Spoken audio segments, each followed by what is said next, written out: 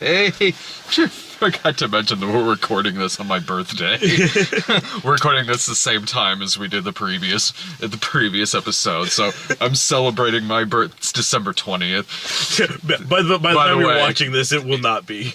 By the time you're watching this, no, unless I for some reason have completely forgotten about this and was like, oh shit, that thing we filmed a year ago. Exactly 1 year ago to the day. I should put that up. I should probably maybe post that. Fuck. So I'm celebrating my birthday like every 35-year-old man should. Ordering Chinese food and getting caught up on Gilmore Girls. It's the way life was meant to be lived. Mm-hmm. Sarah texted me earlier, like, are you doing anything tonight for your birthday? Like, I was originally planning on, like, maybe going out downtown like usual, but I don't want to be hungover. I got shit to do, man. Like, maybe some other time. I don't know. Well, that's always the rough one when your birthday's in the middle of a week. It's like I could go out and get really smashed tonight. But then tomorrow's still Wednesday. Like tomorrow's still Wednesday. I got holiday shit to do. Beyond the fact that it's the middle of the week, because I mean, I pretty much make my schedule anyway, so, I mean, like, well, true, but, like, for me, it'd be like, Oh, right. And then I still gotta go to work in the morning. Yeah, and I just, again, like, I don't want to be hungover for 2 days. I don't. It's hangover 35, no. Years ago, sure. I could still kind of function the next day. Fuck. But before we get into everything that's right about this episode, which is honestly a majority of it, most of it, there is 10 minutes, maybe? Okay, for everyone who was complaining about the musical number in the previous one, did they hang themselves after the sequence in this? That's why no one was talking about it, because they all they were dead. They all fucking died. There's a part in this episode that it starts out fine, because it starts out like it's a dream sequence, like there's a talking crow in the tree and some weird lights going on. I turn to you and I go, see, this is what I told you when Ray Weiss comes into it. This is exactly what'll happen. Oh, yeah. That talking bird in the tree was basically on par with, like, that weird taxidermied robin that, that they have at, like, the end of Blue Velvet. Yeah! And plus the filing cabinet lady, who's one of my favorite characters in this whole miniseries, who's always filing shit, is standing there like she's the log lady in this sequence. And at first, when I thought this was a dream sequence, at first I was fine. I was fine with this whole part. And then it kept going. Logan shows up. And I'm like, when it started dawning on me that this is actually happening, I was like, this is not working. And then it kept going and going and going. And that was my big problem with it, both times that I've seen this episode now. Yeah. Is...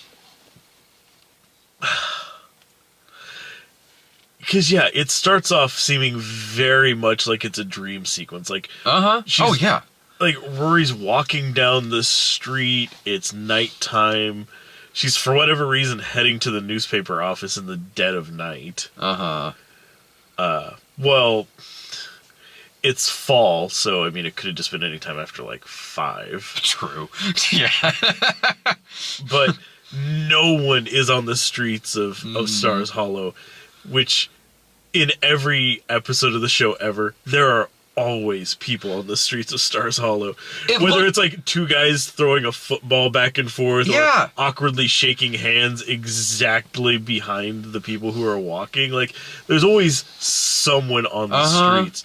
But no, desolate, empty streets, thick fog bank over the whole town square. And the flickering, like, so much shit that the fact that this actually is happening makes no sense. The flower shop sign changes to say, instead of saying flowers, it says tonight. We were joking like, oh, this is the part where she witnesses a murder. Like, and then yeah, like a talking crow is up in a tree, and then some guy dressed in like weird period attire comes riding down the street on a unicycle, quoting Shakespeare. It's like suddenly, and then the Life and Death Brigade shows up, and it's like suddenly steampunk Clockwork Orange happens for like 5 seconds. Yeah, like they're doing this whole shtick, and they're all wearing like, you know, steampunk period attire. You know what it felt like? It felt like whenever like there's that moment on like a season of American Horror Story where for no reason a music video happens, like suddenly Stevie Nicks is gonna come out and start singing at the camera. Because why wouldn't? Because sure. But yeah, and then like yeah, so the Life and Death Brigade is there. Logan shows up and like gives Rory her costume to wear so that she can match them. So they can montage. And then, yeah, they have like this montage of them going around town to like weird Beatles cover, which going with what they were doing, like it already kind of made you think like it was across the universe. But the fact that it was also a cover, like a more modernized cover of the song, didn't help that feeling. No, and then they go into it. They go into the movie Burlesque at one point. But yeah, it was like this weird like light show of them going up and down the street, like all of the businesses on like the town square have like flickering multicolored strobes, and like they're just going into like shops and like just taking things and then like just leaving stacks of money behind and shit. And then they're playing golf on the rooftops and shit. Like none of this seems like a thing. Like I kept waiting any second for it to just be like, oh, and then Rory wakes up and it's like, man, I gotta get over Logan. Yeah. But yeah, no, then it just keeps going. Then they like somehow come across a car and drive it to some other town where they end up in like some weird, like burlesque nightclub where there's choreographed dancing going on that they just fit seamlessly into. It was so weird. Like you'd seen it before, so you were probably sitting there waiting for it to dawn on me that this is a thing. Like because like in the first couple of seconds you're like, what the fuck is this? Yeah, like when it hit me that like this is a thing that's actually happening, like yep, it's not gonna stop. I literally said like, what is happening right now? And this is way early in the episode. This is super early, and the rest of the episode is honestly great. It is. So much of it works that every now and then I was reminding, like, oh, right, that happened earlier. That was weird. I kept forgetting about it. So out of place, because at least with, like, the musical numbers and everything in the summer episode. Yeah, it was a thing that was happening. It was set up that we're doing a musical, then they did a musical. It was pretty much called out and happened according to plan. This was just suddenly, hey, let's all show up for a fucking montage, which, like, you gotta think, with any montage, none of the music you're hearing is something that they're hearing. Yeah. So that meant that they were just running up and down the street and marching in a straight line like they fell out of a fucking Beatles movie. That's exactly what it felt like. Like, Seeds and Sgt. Pepper's Lonely Hearts Club Band made more sense than this. But yeah, like, it kept feeling like any minute she was gonna wake up, and then it kept going, and then, like I said, it ended up at that club, and then it still felt like, well, this was a big choreographed dance number. Okay, eventually it's gonna snap out from this. And then that scene ends, and then it cuts to the next scene, which is still in this nightclub, with them now just sitting around talking. It's like, oh, they're actually here. They're actually here. This whole night really happened. Somehow. And the guy is throwing around money and says he bought the club and is now putting his own music in there. Like, it's... What? Like, wow! Like, who did you buy this from at, like, whatever fucking time of night this is? Like, just walking to the background, like, I say this, you there, you. Are you the proprietor of this establishment, the owner? Like, here's a stack of fucking money. Keys, please. Like... Was that the business transaction? Like, how did this come to pass that you bought this place? Oh, I feel like the summer episode did a really good job of poking fun at certain kind of, like, age group stereotypes, like with the 30-something group that was really funny. Also, the really funny stuff with April in the summer episode, how she's being really pretentious, a college millennial, and then is just like, I don't know half of what I'm saying. It's like, I none of this is true. Who is Noam Chomsky? I don't even know. This nose ring really hurts. Like, there was really funny stuff there. And then this is just kind of something I'm supposed to accept, I guess, that this actually just happened. Like, meanwhile, the other 30-somethings should be glorified because they're rich. They can do stuff like buying nightclubs in the middle of the night. That didn't work. Like, this episode is longer than the other ones by about 10 minutes, and I can tell you exactly the 10 minutes that could have been gone. Because, yeah, like, nothing in that needed to be kept. Like, it was pretty much like it was basically all set up to eventually lead us to her saying, like, a final goodbye to, like, Logan and his crew. And that was the final goodbye to Logan was fine. I mean, that's relatively necessary. Yeah. You didn't need that other bullshit in front of it. Yeah, because, I mean, if they had left it with where they left it like, how they kind of ended things in, like, the summer episode... Yeah, you could have built on that. There was plenty of room to grow, but I didn't feel slighted. Like, it's like, no proper resolution of that one. Yeah, I mean, especially with how the episode ends, too. Like, it pretty much... Well, I mean, we'll get to that in a while. But just even how, like, her relationship's always been with Logan. Like them just kind of stopping cold like that. Like, it's like, well, I don't know. We're done then, I guess. Click.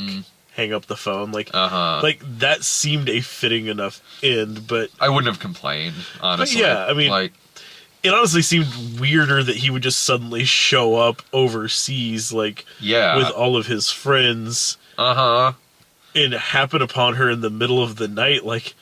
It's a good thing they thought she was going to be out here in the town square. This is time that could be devoted to more Jess scenes. Exactly.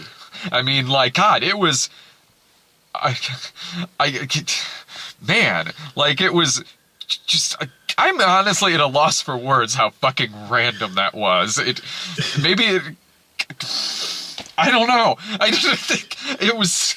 I'm confused right now. I'm so befuddled. It'd be like if the montage opening, like, playing around in the fountain scene on Friends, was actually just a normal scene, and it was just in the middle of an episode. Yeah. No, yeah, exactly. Like, wait, they're really doing that? What are they doing? Like Rachel, getting off work, she's heading back to their loft, and looks over and just sees, like, Phoebe, like, come on! And then walks around the corner, and there's just, like, 15 lamps and everybody standing in a fountain. Doing the schwimmer. It's like, and they're just like, okay, this is the middle of the episode now. And then it cuts to them going home like, man, we are soaking wet now. And we don't have any lamps. Oh, you left them all outside? Yeah. I'm pretty sure it was all shot on the same lot. Maybe. Like, really, the fountain could be just right fucking there. Just right outside of Stars Hollow. That's why they had to be very careful when they were shooting those scenes of them playing golf from the rooftop. Yeah. Because once you get up to that rooftop, you can see over and you can see like, oh yeah, no, there's like the New York street on this side, and over on this side, it's the fucking Wild West. Yeah. There's Seattle from Frasier on the other side of it. Like, it was, maybe that scene was so bad, it would make people okay with the Dean scene. It's like, just keep this, like, hold on to this whenever we bring him back out here. The Dean scene was fine. Like, it was fine. He's in it for, like, it was sort of like when you're having small talk with someone you don't like. Yeah, whatever, you know, like, it's small talk, so there's not enough room for the person to really be that much of a douchebag. You're just kind of having small talk, catching up, and then you get in and out before something really douchey happens. Or like you run into like someone like someone that you dated back in like high school, and you're like, we're both adults now, we can just talk. Yeah. And it's like, no, because it doesn't, like, it's not going to feel natural. Uh-huh. It's like, oh yeah, no, I'm just happening to talk to you. Yeah. And it was a quick scene. It was fine. Like, as much as he's my least favorite character on the show. Well, I was like, because he mentions, like, what, he's got 3 kids now, like a 4th one on the way? Yeah, 3 and 1 more on the way. And he mentioned a wife, and I was trying to remember what his wife's name was on the series, and I was like... I cannot for the fucking life of me remember. I was like, wow, if those two were still together, that woman's a fucking saint. Like, seriously. Or really clueless. Yeah. It's like, this is just how it's supposed to work, I guess.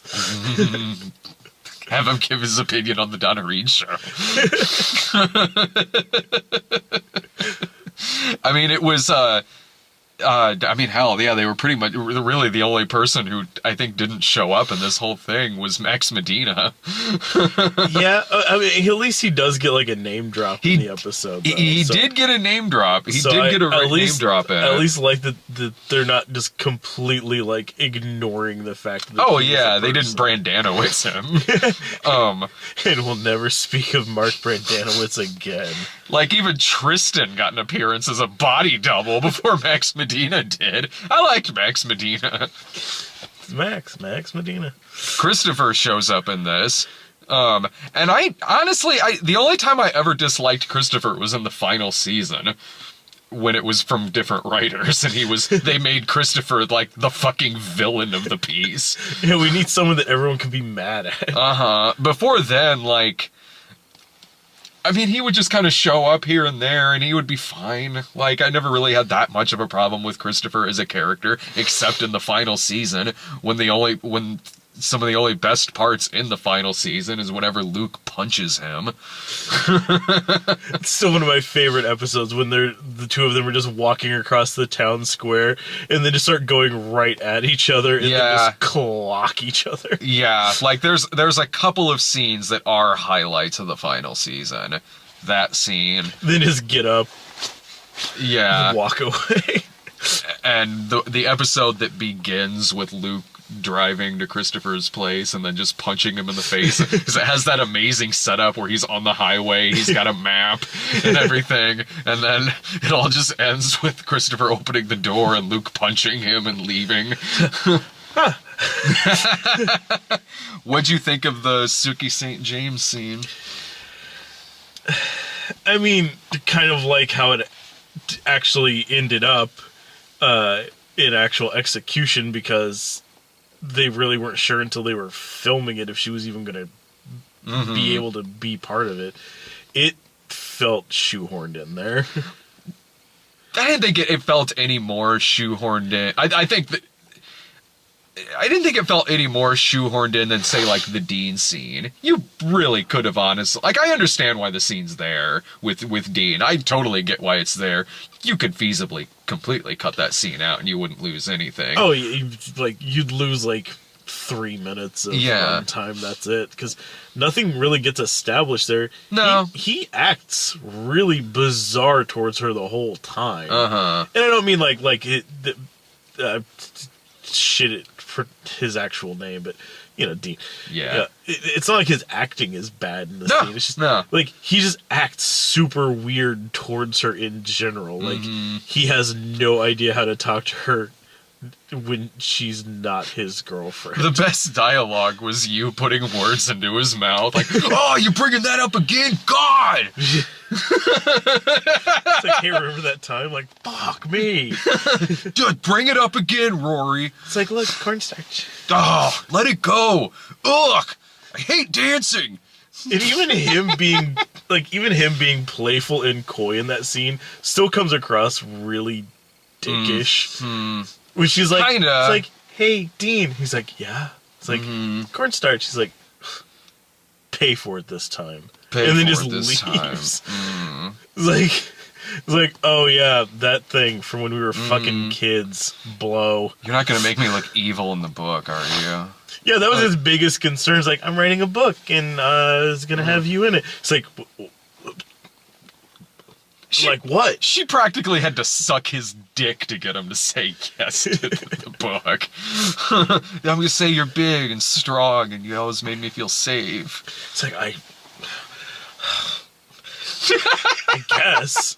Like, he begrudgingly agrees to it.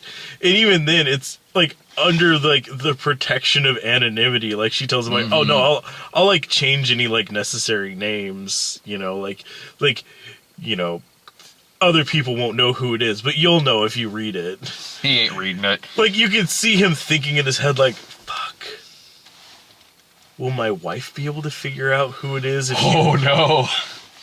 It's like whatever. It's like me and my boyfriend John. Is easy, like you could see him running the numbers in his head. Like, fuck, if I bring a copy of this home and my wife reads this and she gets to that part, fuck, she's gonna know it's me. She's gonna fucking know. I already told her I built a fucking car for my girlfriend in high school. She's gonna fucking figure it out. She's not, I mean, she's stupid, but she's not that stupid. I'll just tell her that Jess knew how to build cars too. Yeah, fucking Jess. Ugh. I'll tell her it was Tristan. I would have killed him. God. No, but with the Sookie St. James scene, like, I understand that being there in the sense that, like, the two are best friends. She's about to get married. Like, it's not abnormal for me that character would show up in that situation. And for the most part, I thought the scene was really sweet. Like, I thought it was well acted. I thought the dialogue was good. It was fun seeing Melissa McCarthy playing Sookie St. James again. And then they went and did the fucking goddamn celebrity chef name drop in the last few seconds of the scene. It was a very touching scene. Yeah. It wasn't bad. No. Yeah, and like you could honestly see like Lauren Graham literally looked like she was about to cry. Like, like you could see the moment's getting to me. Like, for real this time though. And yeah, just and Melissa McCarthy was like, she was being like Sookie St. James. Like, she wasn't being like weird, gross out Melissa McCarthy characters. Listen, you cocksucking motherfucking shitbag. Yeah. She wasn't being female Chris Farley for a change.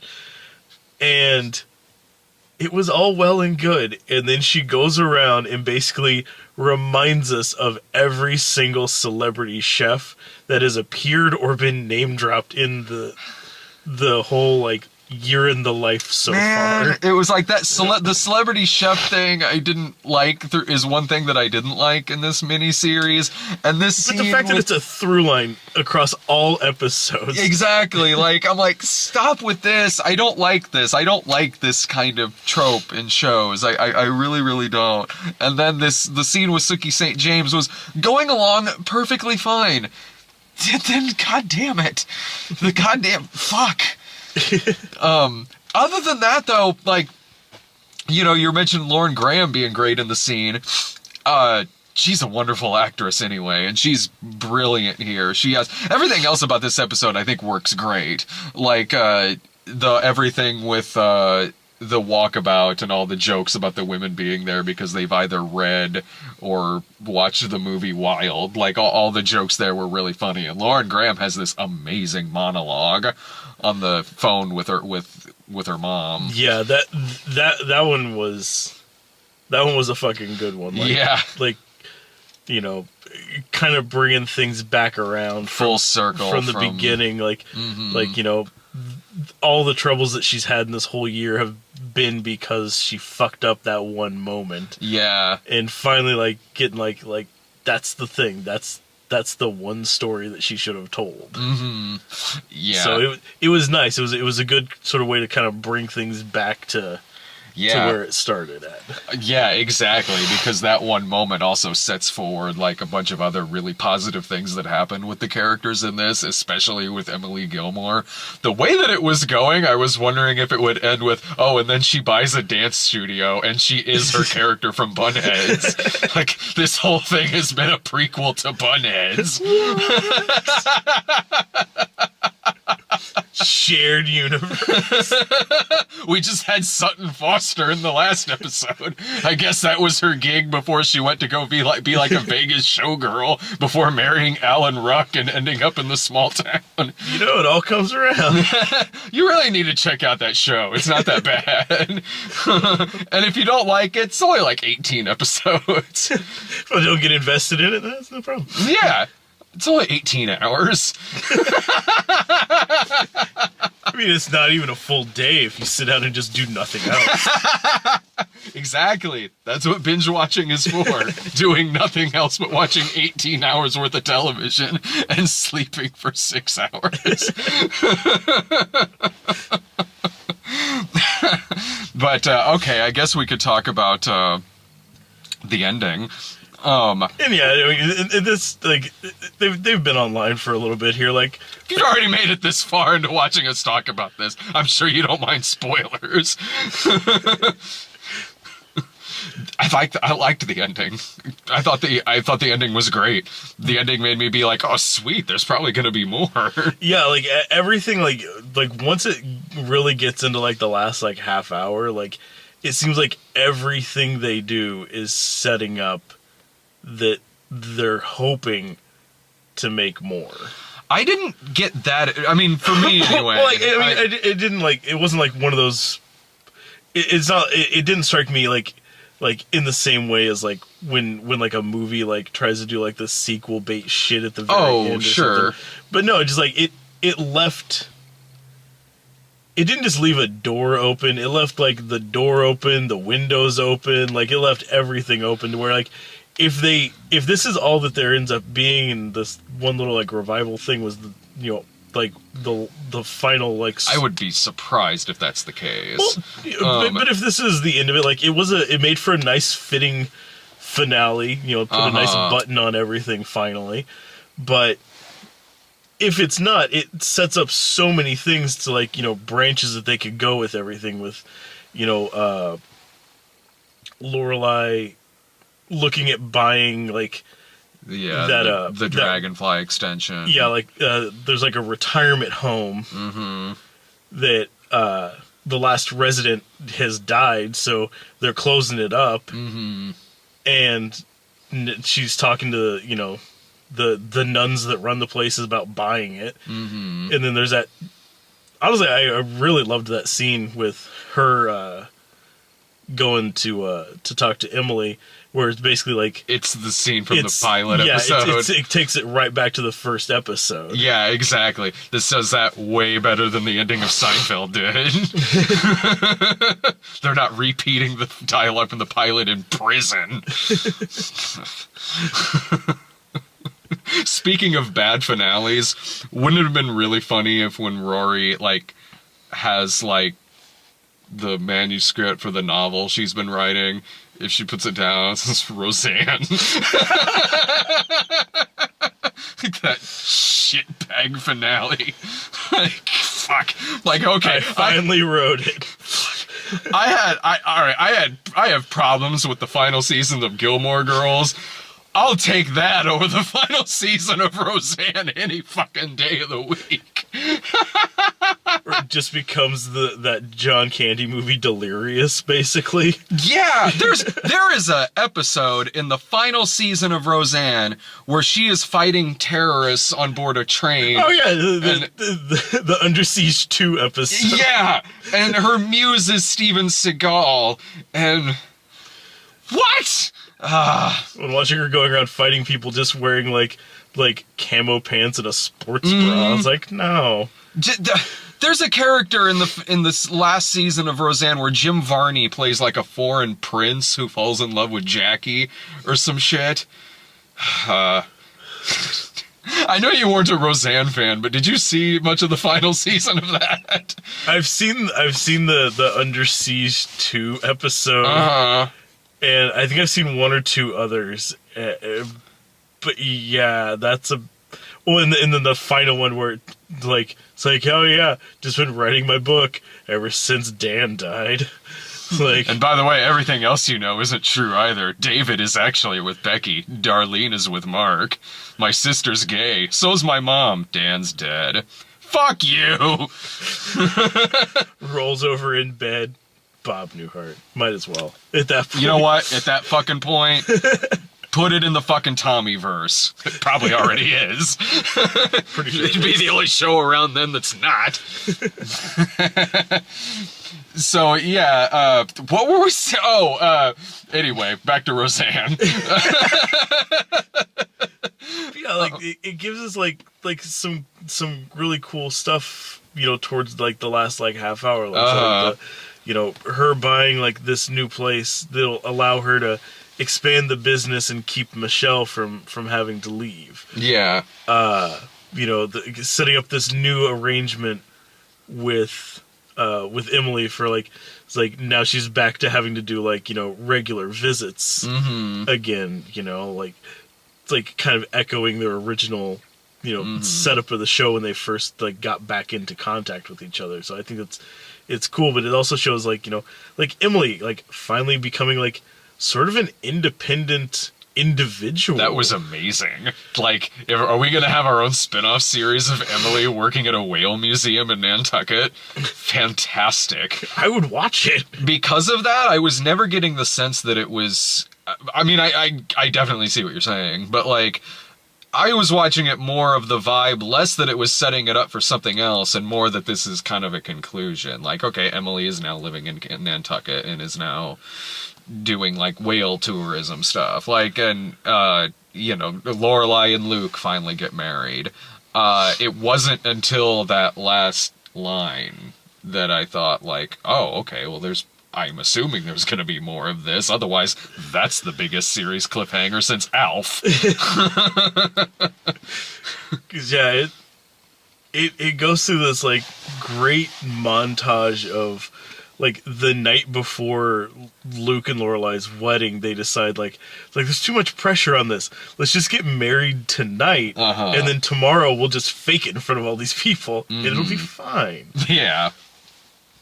And so they go and do that, and, like, they're still hanging out in the town square come morning time. Yeah, it's basically the same shot that the miniseries started out with. Well, yeah, like them sitting in the gazebo on the steps. Yeah. And, Rory's kind of talking about how, like, like her book, and, it's like she wants to remember everything just the way it is. And then just out of fucking nowhere just turns like, Mom, I'm pregnant. Cut to fucking credits. And hard cut. And the theme song starts playing. Like, oh, the theme song starts playing. That means it's starting now. What? No! It confused me because then not even halfway, like 10 minutes into the episode, they started playing the normal, like, end credit music. That's true, yeah. Like, you got this all backwards. I don't know what to think anymore. Suddenly it's a musical? I don't understand. I think Kirk may be a pig now. I'm pretty sure by the end of this they've adopted Kirk. I'm a pig now, oink. Bye, can't catch me. No, but so that was the most abrupt line of dialogue ever delivered. I was down. I was down with it. Like it I'm gives you totally cool with that. Yeah. It gives you like, Mom, I'm pregnant. Like Lauren Graham has just enough time to like, huh? Cut. What's Lorelai gonna say? But you're only 32. So Jess is the father, right? Like, I mean, I know they want us to think it's Logan because that's who we saw her with the most. And definitely the most recently. Yeah, that we saw her with, but that's gonna be Jess's. Like, I mean, that would be like because he's the fan favorite of the three main guys that she's been with. Like, it'd pretty much be like if they did another season and she ended up with somebody who wasn't Jess. That would be like if this series ended and Lorelai marries like Christopher or Chris Eichmann. But yeah, well, in this one too, like Jess was in the summer one, and his scenes with Rory were they were fine. It was just like it's like friendly advice giving type session, like nothing too much to read into. But then apparently, because he's still there in the fall one, like has he just been hanging out in Stars Hollow this whole time then? We just never really saw him, but like, and that last look that he gives her too. Yeah, because like they're getting like getting ready for the wedding and everything, and he's there just hanging out at the house, like ragging on Luke. And then he's like, "Well, it's crowded here. I'm gonna head out and I'll just crash at my folks' place or something." And he starts like walking out the door, and like Luke's like giving him shit, like, "So that whole thing, it's over for you, right?" He's like, "Oh, yeah, totally. Over it completely." It's like, "Sure, because you're over it." And it's like, "Yeah." Lingering stare at the window. Grabs his duffel and just walks off into the woods. He's like going off to be Keanu Reeves in the next town over. A lot of people need to be shot in the face. Fuck yeah, John Wick Chapter 2. Can't fucking wait. No, but yeah, he's the father. He's calling it now for when to like eventually announce like, "Oh yeah, we're making like another like continuation," and it's like you're calling it right now for like at least a year ahead of time. Like, oh yeah, it's like on Friends when Rachel was pregnant. Like, oh, Tag was gonna be the dad. No, we all knew it was Ross's. Maybe Joey's. Because no boy was getting it in. They finally hooked up. Her and Joey, they finally got together. They finally put them both together. Except for those awkward few dates that they had. No, and then Letty was saying something afterwards about, I don't know, I've even seen this in the comments too. Most people ragging on Rory for being unlikable or something this season. I never really felt that at all. Yeah, I think a lot of that's coming from like, it's like, like, oh, she's being really promiscuous. She's like, like cheating on her. Like, she literally spends the entire year duration of this, like cheating on that guy Paul, who she's apparently been with for 2 years. But to be fair, I mean, to anyone on the receiving end of something like that, I'm sure it's not going to come across as fair, but like, she does want to break up with him like the entire time. He's just so forgettable. She keeps forgetting to break up with him. He's never there. Like, we barely see him. For all we know, he's a serial killer. For all we know, he's a terrible person. That's why we never see him. That's why she only texts him. Well, he's basically Genslinger from New Girl, so he probably is a terrible person. Exactly. See, so I got no problem there. And plus, as if Rory Gilmore is the first character on this show to be rather promiscuous or have like, or have a love life that's not perfect by any means. Like, and plus, even me as, I'm gonna sit here and judge this fucking character for not being on a pedestal. Let me just go ahead at this point in my life and hand out life lessons. Yeah. But no, and like I was even saying, like, it's kind of in the cards already anyways, because it's like we've known this about Rory. It's just when she was in high school, it came across on a more high school level. Like, you know, she's dating Dean, but man, she really wants to date Jess. Even the thing with her, like, eventually, her and Tristan eventually kind of flirting with each other a little bit. Hell, when she first hooks up with Dean, he's married, but Dean was by far and away the bigger douchebag in that fucking situation. Yeah, so I mean, it's... Yeah, you want to think like, oh, it's Rory. She's this, like, you know, like, sweet-spirited, adorable, you know, miracle child. But she's got a fairly checkered past already. It's just like any regular human being does. Yeah, exactly. Like, my God, so do I. So do most of the characters on the show. Like, Lorelai cheated on Luke with Christopher and then married him. Granted, that was in the shitty fucking season. But still, I mean, there's plenty, like, there's precedents laying all over the place. Uh-huh. I never once found the character unlikable at all. Yeah, the character had flaws, sure. She's a fucking human being. A lot of people do, especially at that age, 32, when you're kind of in a rut professionally and personally and things like that. Look, we've all got stuff we've done before and stuff we do at kind of low points like that, you know, shit happens. Well, and especially too, like, I know, like, some people probably have an issue with the fact that it's like, oh, well, she knows that Logan's in, like, a committed relationship and gonna be marrying this girl. Is like, it's like, yeah, but that's more Logan's problem than hers. Mm-hmm. We've already established that Huntsberger is a terrible fucking person. And honestly, the agreement that Huntsberger and Rory have together is probably a similar agreement that he and his fiancée have together. Yeah, like if she's... I can't assume that she is that completely oblivious. Uh-huh. Especially if she's met his father. Yeah, and like, mom. Like, she's met this family, like, there's a certain level of stuff you just have to be okay with. Still, one of the greatest scenes in the entire series was Emily Gilmore talking down Huntsberger's mom. Just look it up. Like, that clip is on YouTube. If you just type in Emily Gilmore, it's one of the first things that comes up. It's when Logan's mom didn't want Rory and Logan going out or something like that, and she just verbally, using words, beats the shit out of this poor woman with just words and a fucking and with a smile too. It's amazing.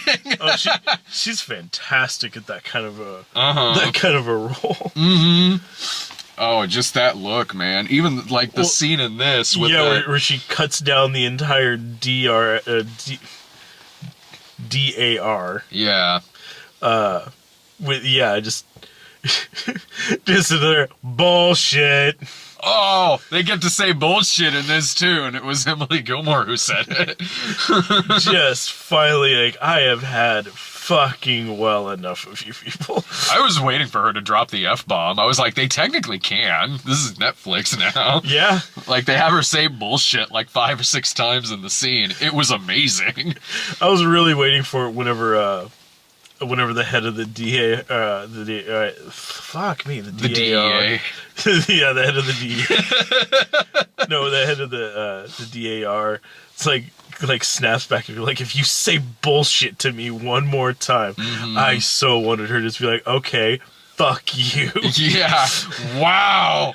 Dropping the F-bomb. All and then right. she flips over the table and sets the place on fire. Uh-huh. That's the only place to go from there. That was beautiful. That was amazing. But I like how she cut down her entire social circle, but also that girl that they were just going through the motions of humiliating anyway. It's like, look, this isn't going your way, but okay. You signed the worst prenup. It's like we saw the prenup. We passed it around and read it and laughed and laughed. Yeah. That poor girl. God damn. And she's like, you get these trophy wives. That's you, in case you didn't know.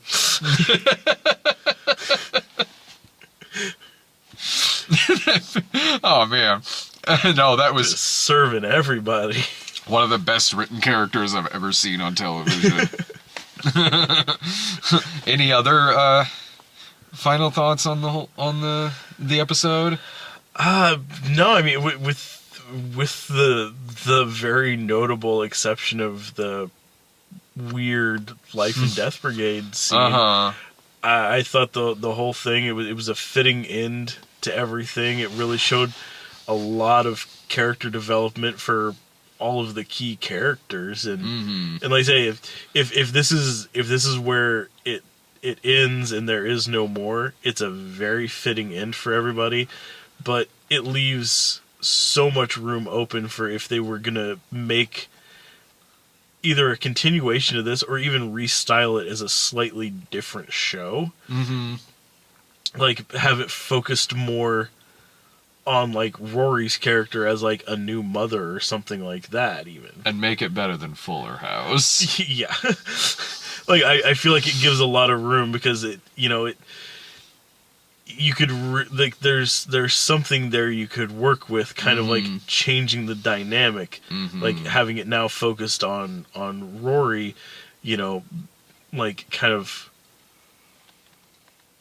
just changing the roles a little bit. Like now you have her going to like instead of going to Emily and Richard's house, asking for favors, going to like Luke and Lorelei's house to ask for favors. You've got like there's stuff to work with. There's changes being set up in the town with the new inn that she's looking at starting. There's like it kind of helps too, like with Emily now being like more removed from the setting, that they could kind of change her character over to just more of like a like special appearances when needed type That's role. very true. That's very true, because she really does have a pretty proper conclusion in this. Yeah, like it seems very fitting. Like it's like not much more really needs done with her character. I just feel like you're drawing it out at that point. Yeah,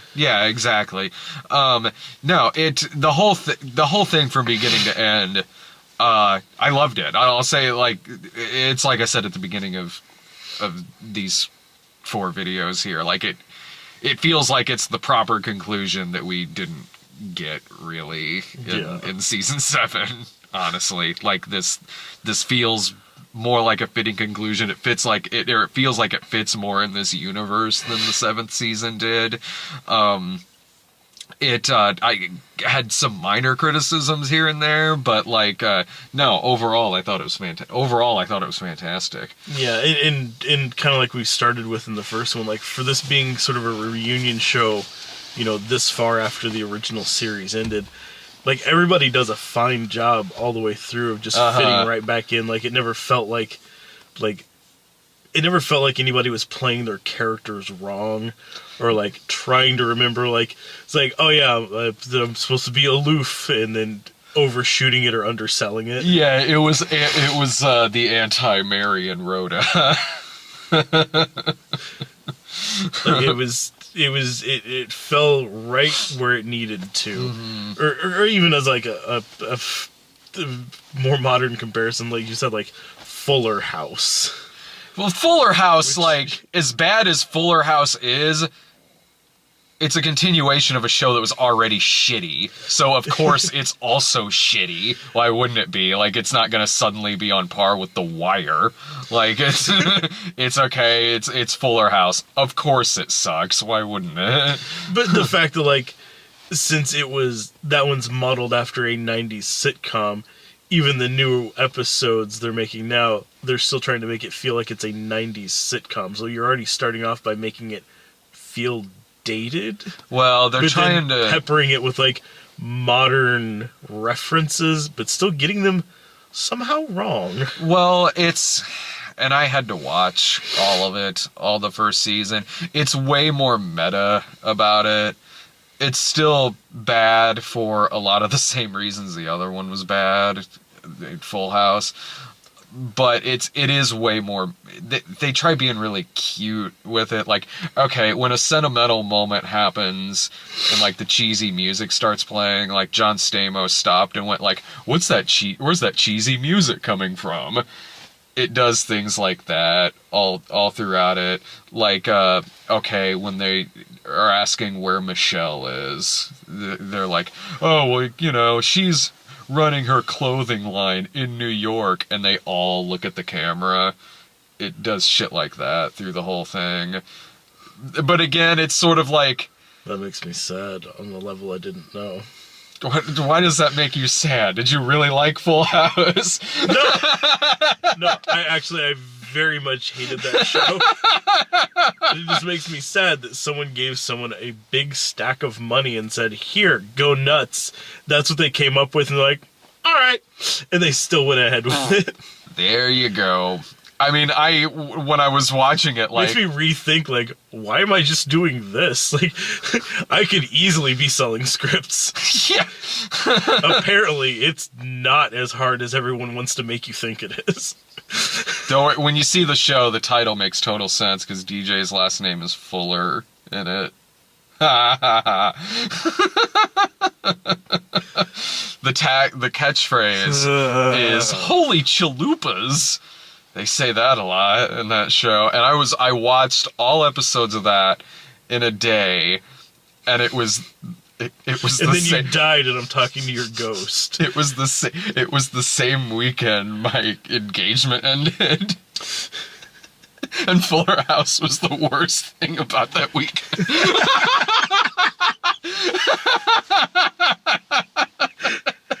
I had to watch and that's what we call perspective. I had to watch all episodes of that in a single fucking day, and I was sitting there mad because, yes, Fuller House is a shitty fucking show. Oh, but I wasn't sitting there like, I can't say the word disappointment ever came up, because I'm like, of course it's shitty. It's a sequel to Full House. Why wouldn't it be shitty? Yeah, of course this sucks. Thank God I'm getting paid for watching this. Alright, well, looks like we are getting the... Oh, shit. The wrap up here. Well, that's Fuller House. That's a review of Fuller House. We'll be back to watching movies. You know this by now. I'm putting this up, like, some days after we've recorded it. See it.